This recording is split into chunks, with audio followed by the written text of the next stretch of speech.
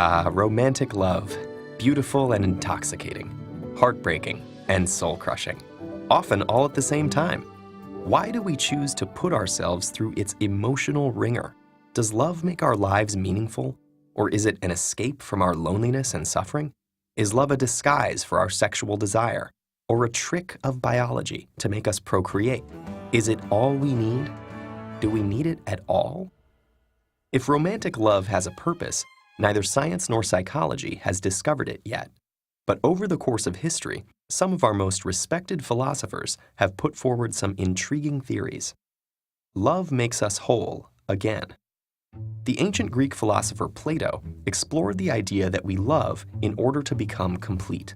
In his Symposium, he wrote about a dinner party at which Aristophanes, a comic playwright, regales the guests with the following story. Humans were once creatures with 4 arms, 4 legs, and 2 faces. One day they angered the gods, and Zeus sliced them all in 2. Since then, every person has been missing half of him or herself.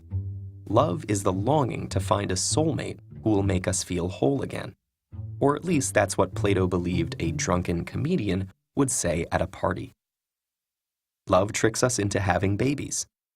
Much later, German philosopher Arthur Schopenhauer maintained that love, based in sexual desire, was a voluptuous illusion. He suggested that we love because our desires lead us to believe that another person will make us happy. But we are sorely mistaken. Nature is tricking us into procreating, and the loving fusion we seek is consummated in our children. When our sexual desires are satisfied, we are thrown back into our tormented existences, and we succeed only in maintaining the species and perpetuating the cycle of human drudgery. Sounds like somebody needs a hug. Love is escape from our loneliness. According to the Nobel Prize-winning British philosopher Bertrand Russell, we love in order to quench our physical and psychological desires. Humans are designed to procreate, but without the ecstasy of passionate love, sex is unsatisfying. Our fear of the cold, cruel world tempts us to build hard shells to protect and isolate ourselves. Love's delight, intimacy, and warmth helps us overcome our fear of the world, escape our lonely shells, and engage more abundantly in life. Love enriches our whole being, making it the best thing in life. Love is a misleading affliction.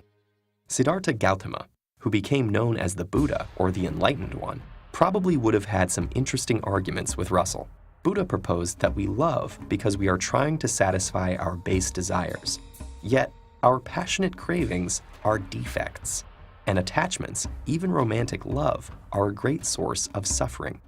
Luckily, Buddha discovered the Eightfold Path, a sort of program for extinguishing the fires of desire so that we can reach nirvana, an enlightened state of peace, clarity, wisdom, and compassion.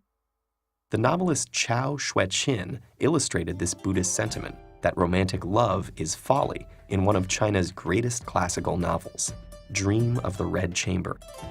In a subplot, Jia Rui falls in love with Xi Feng, who tricks and humiliates him. Conflicting emotions of love and hate tear him apart, so a Taoist gives him a magic mirror that can cure him, as long as he doesn't look at the front of it.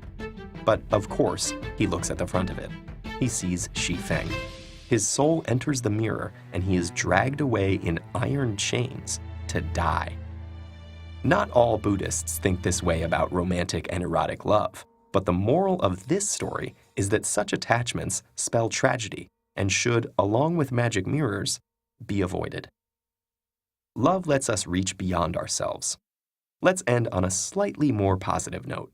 The French philosopher Simone de Beauvoir proposed that love is the desire to integrate with another, and that it infuses our lives with meaning.